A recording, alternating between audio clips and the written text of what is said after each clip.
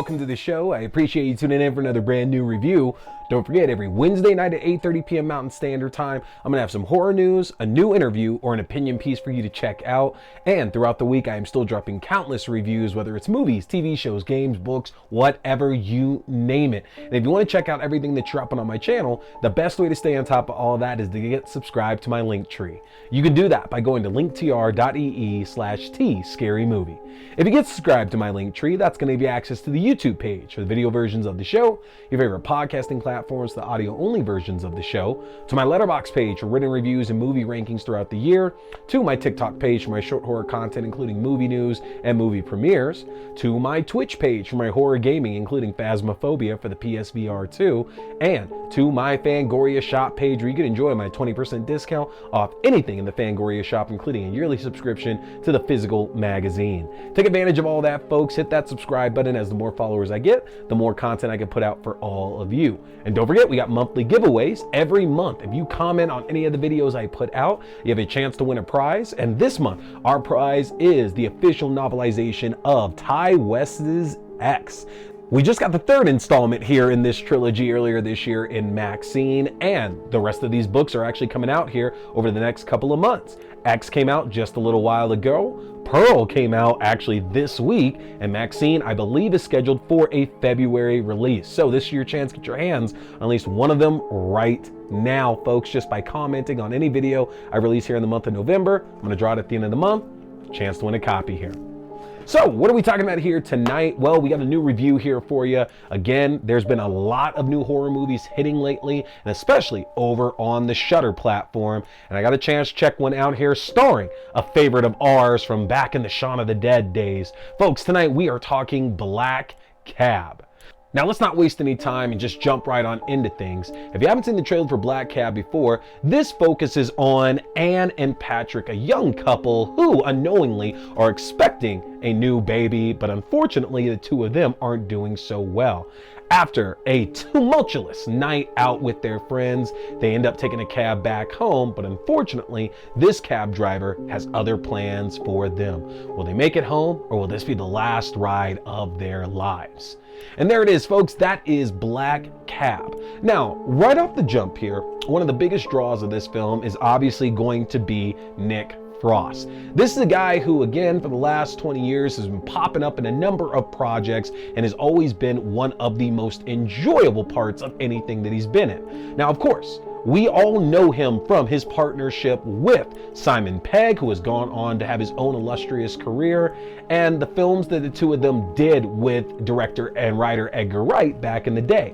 You know, we mentioned Shaun of the Dead, but of course, we also got to throw in their Hot Fuzz. We got to throw in The World's End. He's done a number of other films outside of that as well too, but those are typically going to be the big ones that everybody's kind of coming back to. And the most part for the last 20 years, Nick Frost has played mostly like non-villainous roles. You know, you don't necessarily call them the hero, except for a certain few movies, but he's not playing the bad guy in any of them.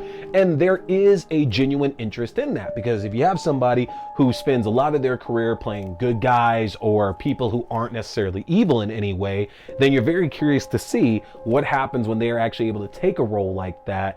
Can they get out of that good guy image that we always see them in? And it's interesting because, you know, I recently dropped a review for the new film Heretic, and we kind of brought that up about Hugh Grant as well too. Hugh Grant has played villainous roles before, but typically speaking, they haven't been as down and dirty or as evil as the role that he just got done playing as Mr. Reed in Heretic. And it was very, very refreshing. It seemed like this was a big chance that he took, especially at this point in his career, that he's going for more interesting roles. And I think everybody might get around to that kind of point in their career as well too. And so this is kind of giving Nick Frost the same chance to do what Hugh Grant just did, to where we know him mostly for these fun comedic roles, and now he's going to play something a little bit more serious, a little bit more villainous. How well can he pull that off? And I will say that Nick Frost's role as our cabbie here is the best part of this film, bar none. Of course, a lot of that is because of what we've seen him do over the last 20 years, but he really takes to playing this villainous role in this film very, very well. You know, his character, who's driving around this couple who obviously aren't in a good place with each other. You know, it starts off ever so gallantly, I guess I would say is the right word, as he can tell that this couple is having issues, and quite often he keeps offering Anne an opportunity to basically get away from her guy and escape this situation that she's kind of stuck in here right now. But as the movie continues to progress and progress and progress, obviously things stop adding up, things stop making sense, and we very quickly find out here that he's clearly not the right cab driver that these guys want to be in a car with, and he's going to use that to his advantage to get what he ultimately wants. And learning his story here of what this cabbie is ultimately after and why he picked out this couple, that is, again, one of the most interesting and the better written parts here of this film. But then comes pretty much everything else. So again, this movie focuses on this couple, Anne and Patrick, played by Sonovi Carlson and Luke Norris, who they've had a lot of issues in their relationship, and we find out that Anne is pregnant, and that's presumably with Patrick's kid. And it's not a great place for the two of them to be in, because they're literally just coming out of like this big fight that revealed a few revelations to Anne. And so obviously this is not the place that Anne wants to be in, and Patrick really just doesn't want to deal with this. And so we get to see the deconstruction of their relationship. But like so many other films and TV shows and, you know, other pieces of work that we've seen here before, obviously, if you throw in two people who are in that point of conflict into an extreme situation like this where their lives are at stake, it makes them kind of try to reevaluate that relationship and see, you know, is this really more important than what we have and what's going on? And I did find it very interesting that no matter what we have found out about either one of them there's still a care for both of them for each other. That Anne is very much concerned about keeping Patrick safe and alive, and Patrick feels the exact same way. And so I think that the fact that they show that the two of them are kind of at each other's throats, but they're still willing to make sure that each other is okay, that's always a welcome aspect to see, because I would have to imagine in real life a lot of couples would really be acting like that as well too. So it's not so much a cliche to see that in a lot of projects, because it does seem to evoke what I would imagine the way people would be in real life if they really think that their life is getting close to ending. And that aspect is another part of where the film just doesn't really do the best here with it. Again, Anne and Patrick are great, at least for, you know, what Patrick is around for. That's not a spoiler, but Luke Norris spends most of this movie unconscious, and so he doesn't really get to add too much in it. His role is kind of pivotal to it, but he doesn't really add much to the proceedings that are happening throughout this film. It's more so about Anne and about our cabbie here. And Anne does a really good job in the film. Obviously, she's very resourceful, and she's trying to find ways to either break her and Patrick out or find ways to leave folks clues to let them know that she's very much in danger. And so it's awesome seeing how resourceful of a person that she is. But again, the problem is that the movie just doesn't want to support that resourcefulness here that she has, nor does it really want to deeply dive too much into Nick Frost's cabbie and these terrible actions that he's going to take as they get worse and worse over the course of this movie. The movie tries to split its focus between a couple different storylines, and that is going to be the biggest issue here with this film. A lot of movies do a good job, especially horror films, with juggling multiple storylines happening between the characters that are on screen. But the problem is that when you can't juggle it well, it ends up hurting both stories equally. And again, there is a reasoning here why Nick Frost's cabbie has picked Anne and Patrick that involves just him and what's going on in his character's life.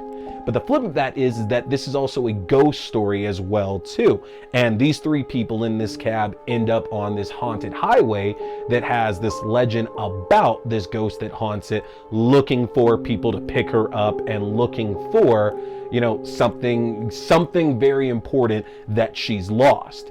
And I think that any other time, if you took these two ideas and made them two separate movies, the ghost story, and then the kind of abducted serial killer story with Nick Frost's cabbie, I think you have two very, very strong movies, or at least two very decent movies that both have the ability to work really well. But the problem is this movie just doesn't do a good job of balancing those two stories, and it seemingly just goes back and forth. And it ends up hurting some of the better parts of this film. Like, again, Nick Frost's cabbie is the best thing in this movie. But the issue really is that adding in this ghost story really takes away from any of like the sympathy and any of the how we might be able to relate to him by the time the film is done. Like, I feel that the movie actually builds that up fairly high, and we can feel sympathetic in a way for his character and hope that, you know, maybe his character will end up coming to their senses and realizing what they're doing is absolutely insane. But the problem is that the movie just keeps diving into these two stories, and it just splits it too much that we don't have an ability to circle back around and make use of some of the stuff that gets built up earlier on in the film. And that's unfortunate, honestly, because I do think that there is a really, really strong story, again, on this abduction serial killer side. Like, hearing Nick Frost's motivations and the story that comes into that already ends up bringing a question up of, well, is what this guy's saying actually true? Or is he just telling these stories to Anne and Patrick to justify to himself what he's been doing? And there's this idea, I say serial killer as well, because there's this idea that maybe he's done this more than once. Maybe he's done it a few times. And that there adds a bit of fear and a bit of tension to the movie itself. But again, they don't really dive into it as much as they can.